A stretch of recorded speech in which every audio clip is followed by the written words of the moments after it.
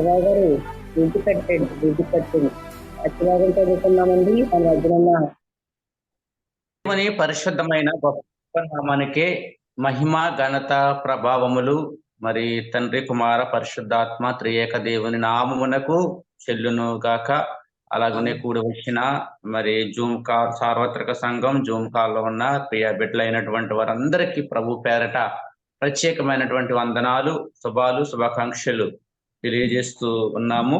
మరి ఈ రోజున మిమ్మల్ని అందరినీ ఆత్మీయంగా బలపరచుట కొరకు మీ ఆత్మను మరింతగా క్రీస్తు వాక్యములోనికి నడిపించడానికి ఒక అద్భుతమైన వాక్యము ఈరోజు మనము విందాము. పరిశుద్ధాత్మ దేవుడు బయలుపాటు చేసినటువంటి వాక్యము యోధా పత్రిక.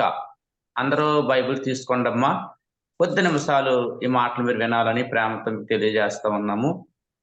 యోధా రాసిన పత్రిక 1వ అధ్యాయము 20వ వచనం అమ్మ.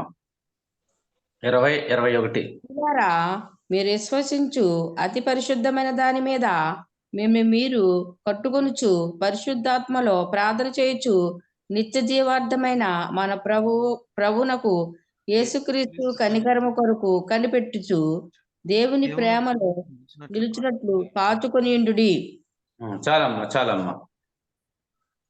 ఈ యొక్క లేఖనము చదవబడినటువంటి ఈ యొక్క పరిశుద్ధ లేఖనము అద్భుతమైనటువంటి మాటలు ఈ గ్రంథములో దేవుడు రాయించాడు. ఈ యోధా రాసినటువంటి పత్రిక ఎవరు రాశారు అంటే మొదటిగా పత్రిక యొక్క పరిచయం మనం తెలుసుకుందాం. ఈ పత్రిక యేసుక్రీస్తు ప్రభువారు ఈ లోకములో మరి కన్యక మరియమ్మ గర్భాన ఈ లోకంలో పరిశుద్ధాత్మ ద్వారా జన్మించాడు. మరియమ్మకు వివాహం కాకమునుపు ఆత్మ ద్వారా జన్మించినటువంటి సందర్భం మనకు బైబిల్ కనబడతా ఉంది. అయితే యేసు ప్రభు ఈ లోకానికి వచ్చినటువంటి పని అంతయ్య కూడా పూర్తి చేసుకుని ఆయన ఆరోహణమై తండ్రి యొక్క సింహాసనం దగ్గరికి వెళ్ళి ఉన్నాడు. ఆ తర్వాత మరలా యోసేపుకు మరియమ్మకు వివాహం అయ్యింది. వారికి కూడా మరి పిల్లలు జన్మించారు. వారిలో ఒక కుమారుడు యోధా అని బైబిల్ పండితులు మనకు తెలియజేస్తారు. పైన కూడా రాసి ఉన్నారు, యేసుక్రీస్తు దాసుడును యాకోబు సహోదరుడైన యోధా తండ్రి దేవుని ప్రేమింపబడి యేసుక్రీస్తు ముందు భద్రము చేయబడి పిలబడిన వారికి సొమ్మని చెప్పి రాయినది. చాలమ్మా. కాబట్టి ఈ గ్రంథము ద్వారా ఈ మాటల ద్వారా యేసుక్రీస్తు సహోదరుడే ఈ గ్రంథాన్ని రాసినట్లుగా మనకు కనిపిస్తా ఉంది. అయితే ఈ గ్రంథం అంతా కూడా ఏం తెలియజేస్తా ఉంది అంటే విశ్వాసము కొరకై పోరాడుట అనే అంశం ఈ గ్రంథం అంతా మనకు తెలియజేస్తారు. విశ్వాసము కొరకు పోరాడాలి, ఏ విధంగా పోరాడాలో ఏ విధంగా ఉండాలో అనేది ఆది కాండము నుంచి మరి చివరి వరకు ఉన్నటువంటి ప్రవక్తల్లో కొంతమంది ప్రవక్తలను మరి గ్రంథంలో మరి క్రోడీకరించడం జరిగింది. అంటే ఇక్కడ చూడండి, ఆదాం మొదలుకొని 7వ వాడైన హానోకు వరకు వీరిని గురించి ప్రవశించేట్లనేది అని రాయబడి ఉంది. అంత మాత్రమే కాదు, కయ్యను గురించి, బిలాము గురించి, కోరాహు గురించి ఈ గ్రంథం మనకు తెలియజేస్తా ఉంది. అంత మాత్రమే కాదు, ఈ భూలోకంలో జరిగినటువంటి సంఘటనలే కాదు, పరలోకంలో కూడా ఒక యుద్ధం జరిగిందని, సాతానుడు మరి దేవునితో సమానముగా ఉండడానికి ప్రయత్నించి దేవుని యొక్క సింహాసనాన్ని అధిష్ఠించడానికి ప్రయత్నం చేశాడని, దేవునికి మరి ఆ విధానము అంటే దేవుని కంటే ఎక్కువగా చేసుకోవాలని లూసిఫర్ ప్రయత్నించడం ద్వారా మిఖాయేలు అనే ఒక దేవదూత ఈ లూసిఫర్ అనే దేవదూతకు యుద్ధం జరిగిందని, ఆ యుద్ధంలో మరి పరలోకములో నుండి లూసిఫర్ కిందకు గెంటి వేయబడ్డాడనే విషయాలను ఈ గ్రంథం మనకు తెలియజేస్తా ఉంది. ఆ సాతాన్ లూసిఫర్తో పాటు కొన్ని కోట్ల దేవదూతలు కూడా భూమి మీదకి పడవేయబడ్డాయని, అవన్నీ కూడా మరి లోకంలో ఆయా దేవతలుగా మరి తిరుగుతున్నారని, పూజించబడుతున్నారని కూడా ఈ గ్రంథం మనకు తెలియజేస్తా ఉంది. అయితే ఈ రోజు మనము నేర్చుకోవాల్సినటువంటి అతి మరి ప్రాముఖ్యమైనటువంటి విషయాలు ఏమిటంటే, మన ఆత్మను బలపరుచుకునేటువంటి మాటలు ఈ గ్రంథంలో ఒక 5 విషయాలు మీకు నేను తెలియజేయాలని ఆలోచన కలిగి ఉన్నాను.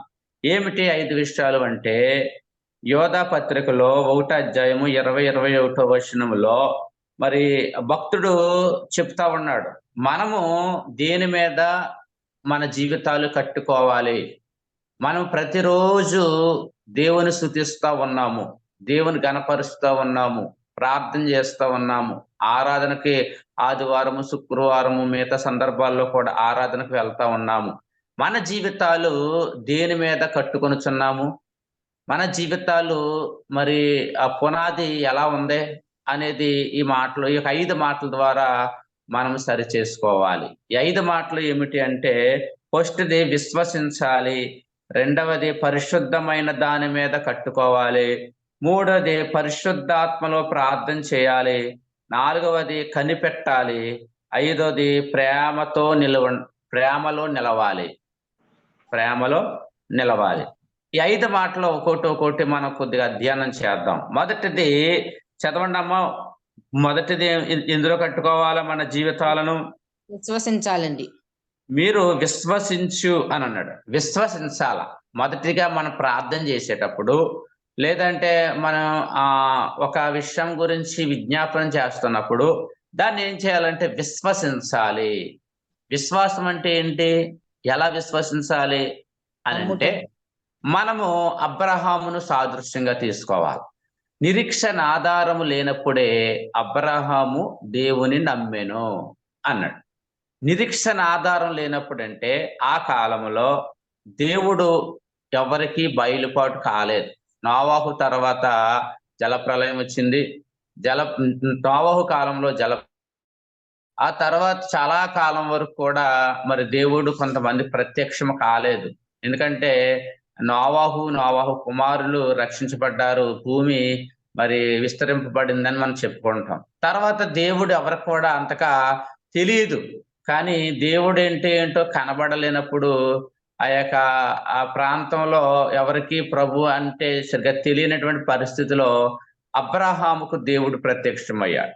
అబ్రహాముని అన్నాడు దేవుడు, అబ్రహామా, ఆదికాండము 12 అధ్యాయంలో మనకు కనబడుతుంది, నీవు నీ దేశము నుండి, నేను చూపించు బంధువుల యొద్ద నుండి, నీ తండ్రి ఎంట నుండి నేను చూపించే దేశమునకు వెళ్ళిపో అని ఒక మాట పలికాడు.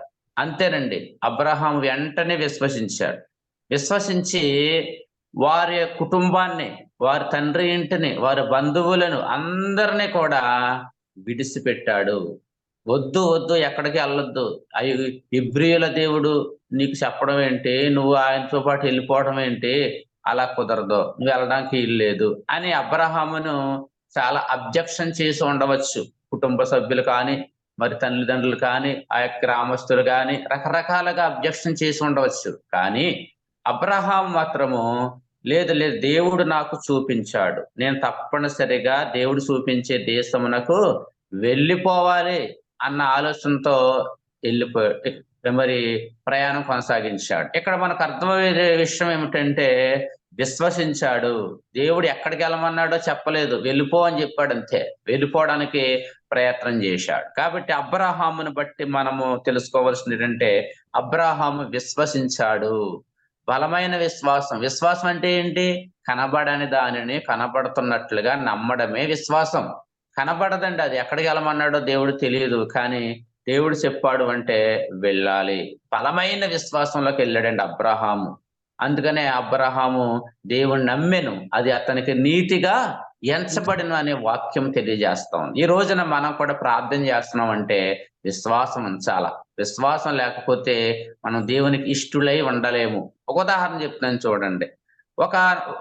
ఒక గ్రామంలో ఒక మందిరం ఉందండి. ఆ మందిరం పక్కనే అందరూ కూడా చర్చికి వెళ్తా ఉన్నారు, ఆరాధన చేస్తా ఉన్నారు, చక్కగా ప్రభు మహిమపరుస్తా ఉన్నారు. ఆ మందిరం ప్రక్కనే ఒక ఆయన బ్రాందీ షాప్ పెట్టాడంటండి. బ్రాందీ షాప్ పెట్టి మరి వ్యాపారం చేస్తా ఉన్నాడు. విశ్వాసులు ప్రతిరోజు కూడా వెళ్ళేటప్పుడు చాలా మరి అభ్యంతరంగా ఉంటా ఉంది. ఆ వాసన పడలేక బైబిల్ అట్టుకొని వెళ్తున్నప్పుడు చాలా బాధపడతా ఉన్నారంట. ఒక రోజున పాస్టర్ గారు అన్నారంట, అమ్మా మనం చేసేది ఏమీ లేదు, గవర్నమెంట్ వారు ఒక లైసెన్స్ ఇచ్చారు, మనం ఏమి చేయలేము కాబట్టి మనం ప్రార్థన చేద్దాం, దేవుడు కార్యాలు చేస్తాడని పాస్టర్ గారు చెప్పారంట. విశ్వాసులందరూ కూడా ఓ భారము కలిగి, ప్రభువా మా మందిరం పక్కనే ఒకరు ఇలాగా అభ్యంతరకరంగా ఉన్నారు, తండ్రి నాయన ఇది మీరు విడిపించండి, దీన్ని ఇక్కడ తీసివేయండి ప్రభా అని సంఘ బిడ్డలందరూ ప్రార్థన చేస్తున్నారంట. ఆ బ్రాందీ సోప్ అతను ఆ యొక్క ఆ ప్రార్థన చేస్తున్నప్పుడు ఆ మాటలు వింటూ అనుకున్నాడంట, ఇదేంటి ప్రభువుకి ప్రార్థన చేస్తున్నారల్లో, వీళ్ళు ప్రార్థన చేస్తున్నారల్లో అని ఎంతో బాధపడిపోతా ఉండేవాడంట. కానీ ఆ షాప్ మాత్రం తీయట్లేదంట, ఎందుకంటే బాగా కలిసి వచ్చేటువంటి స్థలంలో వాళ్ళు పెట్టినట్లుగా ఆయనకు అనిపించిందంట. ఓ రోజున గాలి తుఫాను గట్టిగా వచ్చేసి ఆ యొక్క బ్రాందీ షాప్ ఎగిరిపోయిందంట మొత్తానికి. అప్పుడు కోర్టులో కేసు వేసాడంట ఇతను. ఎలా పోయింది అంటే జడ్జి గారు అన్నారంట, అమ్మా మీ యొక్క షాపు ఎలా పోయిందో చెప్పు అని అడిగారంట.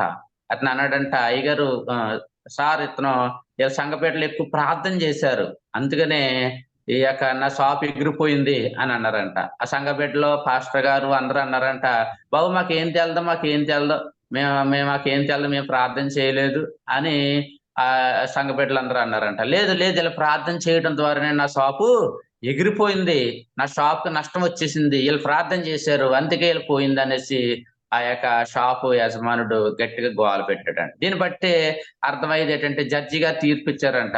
విశ్వాసం అంటే ఏమిటంటే వీళ్ళు ప్రార్థన చేశారు, నీ షాప్ ఎగిరిపోయింది, కానీ ప్రార్థన చేసే వారికి విశ్వాసం లేదు, ఆ యొక్క నష్టపోయిన వ్యక్తిగా బలమైన విశ్వాసం ఉంది అని చెప్పాడంట. అంటే దీన్ని బట్టి అర్థం ఏంటంటే వాళ్ళకి బలమైన విశ్వాసం ఉంది, వీళ్ళు ప్రార్థన చేయడం, ఇలా ప్రార్థన చేయడం ద్వారానే నా షాప్ ఎగిరిపోయింది. వీళ్ళ భయం ఏంటంటే నన్ను ఏదైనా శిక్షిస్తారేమో, నన్ను ఏదైనా బాధ పెడతారేమో అనుకుని ఆ బలమైన విశ్వాసాన్ని వీళ్ళు విడిచిపెట్టేసి అవిశ్వాసంలోకి వారు వెళ్ళిపోతా ఉన్నారని ఈ యొక్క కథ ద్వారా మనము తెలుసుకోవచ్చు. కాబట్టి అబ్రహాము దేవుని యొక్క విశ్వాసంలో ఎదిగాడు కాబట్టి ఆ పితరులకు తండ్రి అయ్యాడు, ప్రపంచానికి మరి 2 జనాంగాలకు తండ్రి అయ్యాడండి ఆయన. రెండవది మాటలు మనం చూద్దాం. రెండవది అతి పరిశుద్ధమైన దాని మీద కట్టుకోవాలి మన జీవితాలు. దేని మీద కట్టుకోవాలంటమ్మా? అతి పరిశుద్ధమైన దాని మీద కట్టుకోవాలి. ఏమి కట్టుకోవాలి? అతి పరిశుద్ధమైనది ఏమిటి అంటే మనకు 2 పునాదులు కనబడతాయి బైబిల్లో. ఒకటి ఇసుక మీద పునాది, రెండవది రాతి మీద పునాది. మన పునాది ఎలా ఉన్నదంటే ఇసుక మీద పునాది వలె లేదు, రాతి మీద వేయబడిన పునాది వలె ఉంది అని మనం విశ్వసించాలి. ఎందుకంటే మన ప్రార్థన చేస్తా ఉన్నాం, ప్రార్థన ద్వారా ప్రాకారాలు కట్టబడతా ఉన్నాయి. దేవుని స్తోత్రం, హల్లెలూయా. మన చుట్టూరు దేవుని దూతలు కంచి వేస్తా ఉన్నాడు. మన ప్రయాణాలలో, మన పనుల్లో దేవుని యొక్క సహాయం మనకు ఉంది. మన ప్రార్థన చేయడం ద్వారా మన బిడ్డలు దీవించబడతా ఉన్నారు, మన కుటుంబాలు ఆశీర్వదించబడతా ఉన్నాయి. అంటే ఒక పునాదిని మనం ఏర్పాటు చేసుకుంటా ఉన్నాము. ఆ పునాది చాలా స్ట్రాంగ్ గా ఉంది, ఎందుకంటే అతి పరిశుద్ధమైన దాని మీద మన పునాది వేయబడతా ఉంది. దేవుని స్తోత్రం, హల్లెలూయా. ఎందుకు ఈ మాటలు చెప్తున్నామంటే మన పునాది గట్టిగా లేకపోతే మనం పొద్దున్న లేచి ఆరాధన మనం చేయలేం. మన పునాది గట్టిగా లేకపోతే ఈ చలికాలంలో లేదంటే మనము ఫోన్ పట్టుకొని ముందుకు ప్రార్థన చేయలేం. కాబట్టి ఆ పునాదిని ఇంకా ఇంకా దృఢంగా చేసుకోవాలా. ఏం చేయాలంటమ్మా? దృఢంగా చేసుకోవాలా. సిమెంట్ తో కట్టిన గోడ చాలా స్ట్రాంగ్ గా ఉంటదంటండి. అయితే మన పునాది కూడా చాలా స్ట్రాంగ్ గా ఉండేలాగే మనము భక్తి విధానంలో కొనసాగాలి.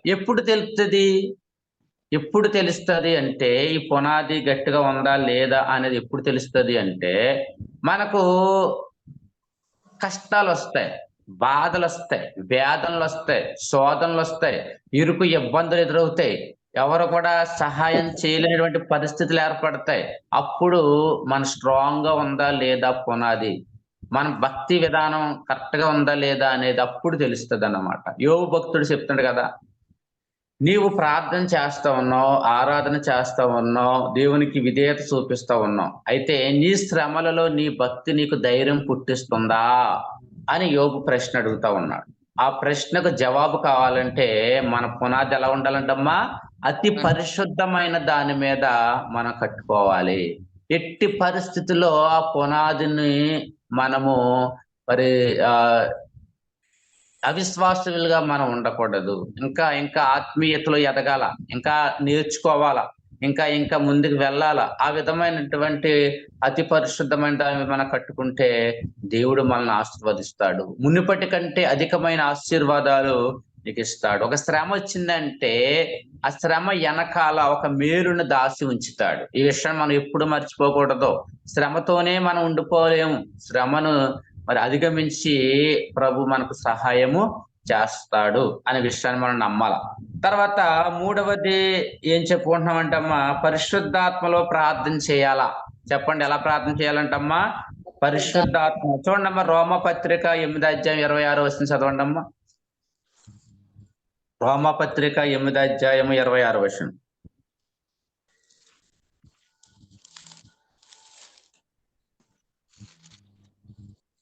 అటువలే ఆత్మ మన బలహీనతను చూచి సహాయము చేయుచున్నాడు. ఏలయనగా మనం యుక్తముగా ఎలాగూ ప్రార్థన చేయవలెనో మనకు తెలియదు గాని ఉచ్చరింప సఖ్యము గాని మూలుగులతో నా ఆ ఆత్మ తానే మన పక్షముగా విజ్ఞాపన చేయుచున్నాడు. చాలమ్మా. ఇక్కడ పరిశుద్ధాత్మలో ప్రార్థన. మనకు ఎలా ప్రార్థన చేయాలో మనకు తెలియదు. మన ప్రార్థన ఎప్పుడు కూడా దేవుని మీద ఆధారపడే ప్రార్థన చేయాల. అప్పుడు పరిశుద్ధాత్మ దేవుడు మనలోకి వచ్చి ఎలా ప్రార్థన చేయాలో ప్రతీది కూడా మనకు నేర్పిస్తాడండి. ఉచ్చరింప సఖ్యము కాని మూలికలతో ఆ ప్రార్థన మనకు వస్తుందండి. చాలా మంది పెదవులతో కూడిన ప్రార్థన చేస్తారు. పెదవులతో కూడిన ప్రార్థన పరలోకంని కదిలించదండి. ఎందుకంటే దేవుని సంతోషపరచదు. ఎప్పుడు ఈ యొక్క ప్రార్థన మనకు వస్తుంది అంటే మనము మన యొక్క ఆ శరీరాత్మ ప్రాణాత్మలతో కలిపి ప్రార్థన చేసేటప్పుడు, ఆ వేదనతో కూడిన ప్రార్థన చేసేటప్పుడు మరి దేవుడు మనలో నుండి ఆత్మ దేవుడు మాట్లాడటం ప్రారంభిస్తాడన్నమాట. చూడండి, ప్రార్థన పరిస్థితులను మారుస్తుంది. మన స్థితిగతులను మారుస్తుంది. ప్రార్థన చేసేటప్పుడంట వ్యర్థమైన మాటలో మనం పలకూడదంట. వాక్యాన్ని ఎత్తిపెట్టి ప్రార్థన చేయాల. దేవుడు వాక్యం ఏం చెప్తుంది? యోహాను సువార్త 15:7 నా యందు మీరును మీ యందు నా మాటలను నిలిచి ఉన్న ఎడల మీకేది ఇష్టమో అడుగుడి అని. కాబట్టి ప్రార్థన చేసేటప్పుడు కూడా లోక సంబంధమైనవి లేకపోతే ఏ జ్ఞాపం వచ్చినవి అవేమి కూడా మన ప్రార్థనలో ఉచ్చరింపకూడదు. నా యందు మీరు అంటే అర్థం ఏంటంటే దేవునిలో మనం ఉన్నాం. ఆయన యందు మన యందు ఆయన మాటలో నిలిచి ఉండాలి. అంటే ఏంటంటే ఇప్పుడు విశ్వాసం అనే అంశం గురించి మనం చెప్తా ఉన్నాం. బైబిల్ గ్రంథంలో మనం ప్రార్థన చేసేటప్పుడు కూడా ఎలా ప్రార్థన చేయాలంటే, ప్రభువా ఇదిగో నాయన అబ్రహాము విశ్వాసము కలిగి ప్రార్థన చేశాడు, గొప్ప కార్యాలు చూశాడు. నా జీవితంలో కూడా అబ్రహాము వలె బలమైన విశ్వాసంలోనికి నన్ను నడిపించు ప్రభువా అని మనం ప్రార్థన చేయాలి. అలాగనే ఇంకా బైబిల్లో చాలా మంది భక్తులు మనకు కనిపిస్తూ ఉంటారు. వారి యొక్క జీవితాలను బట్టి, వారు సాధించిన విజయాలను బట్టి మనం కూడా ప్రభువా ఇదిగో ఈ భక్తులు ఈ విధంగా ప్రార్థన చేశారు. షడ్రక్ మేషక్ అబేద్నెగో అని వారు అగ్నిగుండంలోకి వెళ్ళినా కానీ వాళ్ళు నిలబడ్డారు ప్రభువా. దానియేలు కూడా నేను సింహభూమిలోకి వెళ్ళినా కానీ వారు నిలబడ్డారు ప్రభువా. ఇదిగో నాయన ఎబ్రీ పత్రిక 11 ఉన్నటువంటి విశ్వాస వీరుల వలె నేను కూడా బలమైన విశ్వాసంలో ఎదగడానికి సహాయము చేయండి ప్రభువా అని మనం ప్రార్థన చేయాలి. ఒకవేళ అప్పుల బాధలు, రుణాల బాధలు ఉన్నాయనుకోండి, మన ప్రార్థన ఈ విధంగా రావాలంటే, ప్రభువా ఎలీషా కాలంలో ఇదిగో తండ్రి నాయన ఓబద్య కూడా ప్రభువా అప్పులు చేసినన్నాడు తండ్రి నాయన, తర్వాత అతను తీరడానికి ఇగో ప్రభువా ప్రార్థన చేస్తే నీ కార్యాలు చేసావు. దాన్ని ఇంకా కొంతమంది ఆ రుణాల బాధలతో బాధపడుతున్న వారు కూడా చాలా మంది ప్రార్థన చేయగానే కార్యాలు చేసావు కాదు ప్రభువా, నా జీవితంలో కూడా నీ కార్యాలు చెయ్యి ప్రభువా అని విశ్వాసం గురించి అలా ప్రార్థన చేయాలి. రక్షణ గురించి ప్రార్థన చేయమన్నాడు అనుకోండి, రక్షణ గురించి ఏం చేయాలా? ప్రభువా నాయనగో పౌలు శీలలు తండ్రి నాయన ఇదిగో చెరసాలలో పాడవేసేటప్పుడు నాయన ఇదిగో చెరసాల నాయకులకు రక్షణ కలిగించావు ప్రభువా. ఇదిగో నాయన చెరసాల పునాదులు ఆ రాత్రి నాయన ఈ విధంగా మరి పగిలిపోయినప్పుడు ఆ బలమైన విశ్వాసంలోకి ఆ బిడ్డలు వచ్చారు. అది చూసినటువంటి అద్భుతం. ఆ కుటుంబానికి రక్షణ ఇచ్చావు. అలాగే మా కుటుంబానికి కూడా రక్షణ ఇవ్వ ప్రభువా. ఇదిగో నాయన ఇంకా అపోస్తుల కార్యం 10వ అధ్యాయంలో కూడా ప్రభు ఒక భక్తుడు ఉన్నాడు, ఆ భక్తుడి జీవితంలో నువ్వు కార్యాలు చేసావు తండ్రి నాయన. అలాగా మనం ప్రార్థనలో మనం చేసినట్లయితే దేవుడు ఆ ప్రార్థనలు వింటాడు. ఎందుకంటే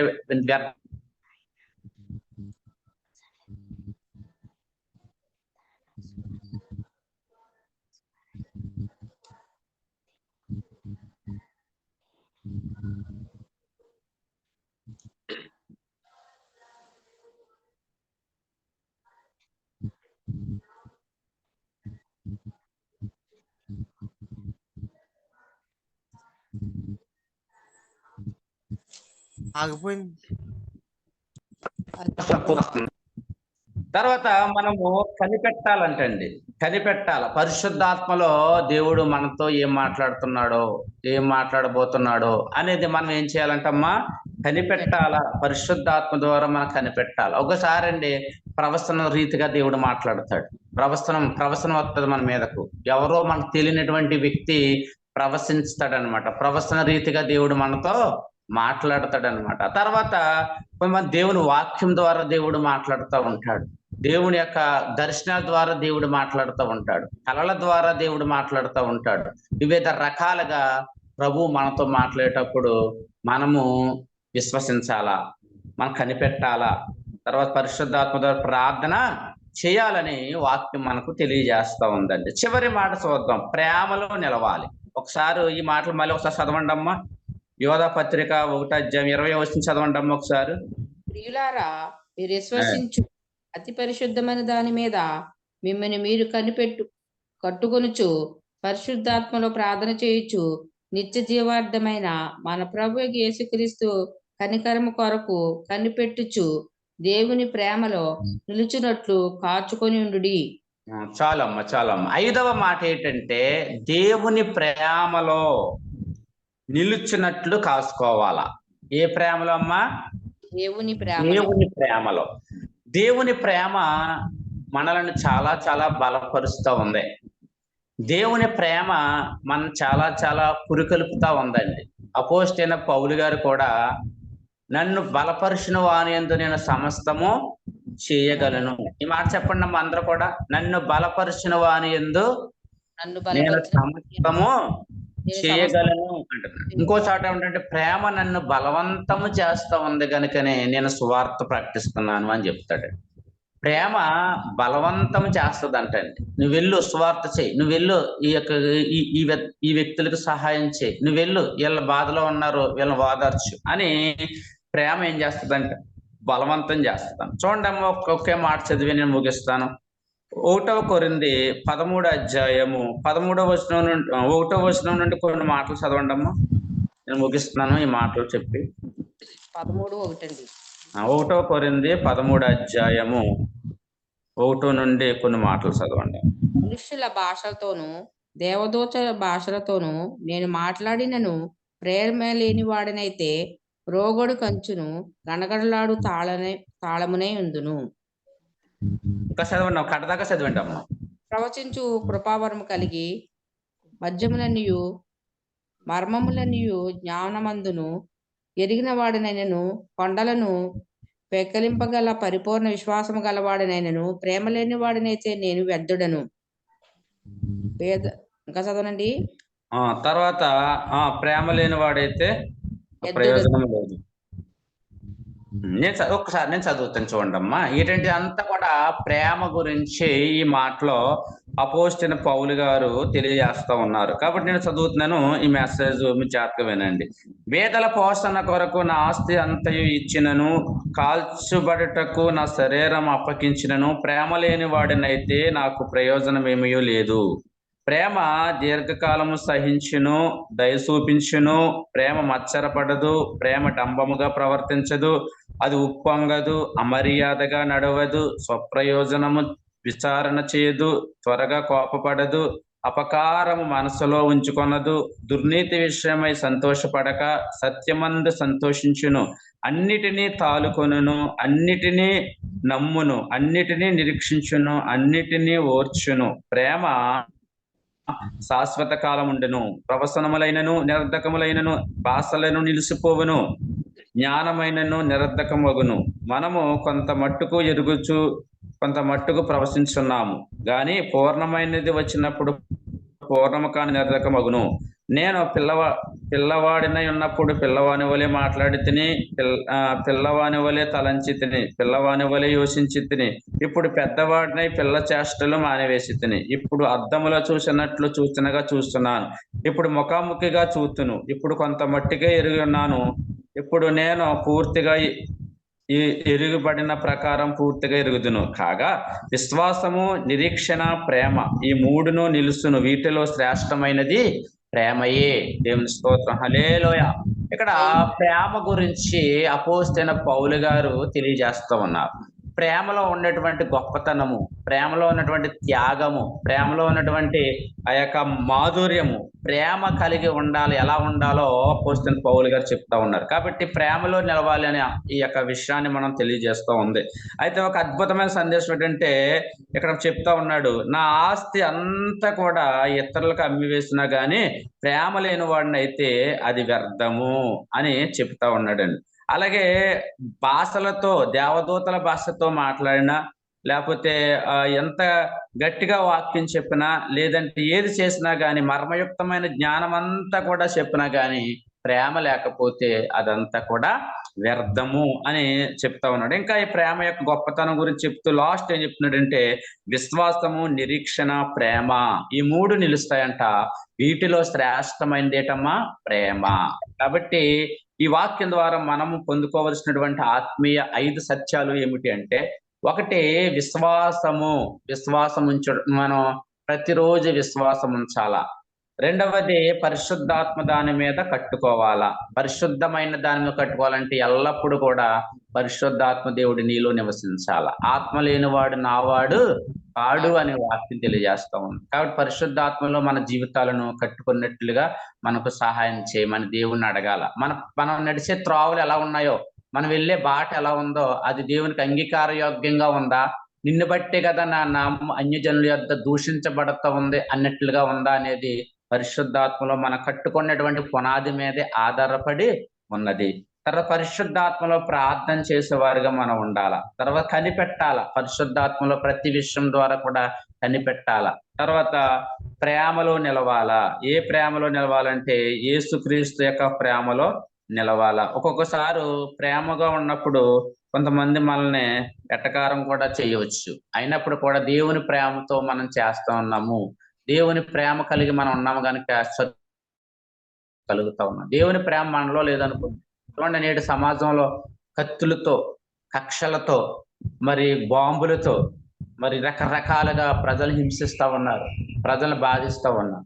అదే దేవుని ప్రేమ వారిలో ఉన్నదనుకోండి, అయ్యో ఒక మనిషిని చంపడం నేరం, ఒకరిని హత్య చేయడం నేరం అనే విషయం వరకు అర్థమవుతుంది. అది యేసు ప్రభు చెప్పిన మాట, ప్రేమ కలిగి ఉండండి, నిన్ను వలె నీ పొరుగు వారిని ప్రేమించమని వాక్యం తెలియజేస్తాం. ఇది సహజ సిద్ధంగా రాదు, స్వభావ సిద్ధంగా రాదు, కానీ దేవుని వాక్యం ద్వారా ఇది అమలవుతుంది, నెరవేర్చబడుతుంది అని తెలియజేస్తూ ఈ యొక్క 5 రకాలటువంటి గొప్ప విశ్వాసం మీద కట్టుకోవాలనే విషయం మీ హృదయాల్లో భద్రపరుచుకుంటారని, వాక్యం ద్వారా ఆత్మీయంగా బలపడతారని తెలియజేస్తూ ఈ మాటలు ముగిస్తున్నా. దేవుడు మనల్ని దీవించిన గాక. ఆమేన్. ఎంతో శ్రద్ధగా ఈ మాటలు విన్న మీకు అందరికీ హృదయపూర్వకంగా వందనములు తెలియజేస్తూ ఉన్నాం. ఆమేన్. వందనాలండి పాస్టర్ గారు.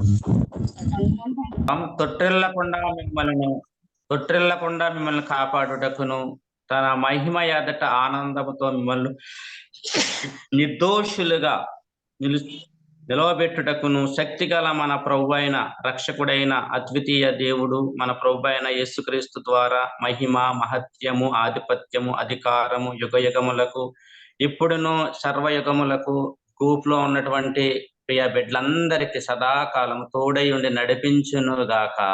ఆమేన్. వందనాలు పాస్టర్ గారు. వందనాలు పాస్టర్ గారు. వందనాలు.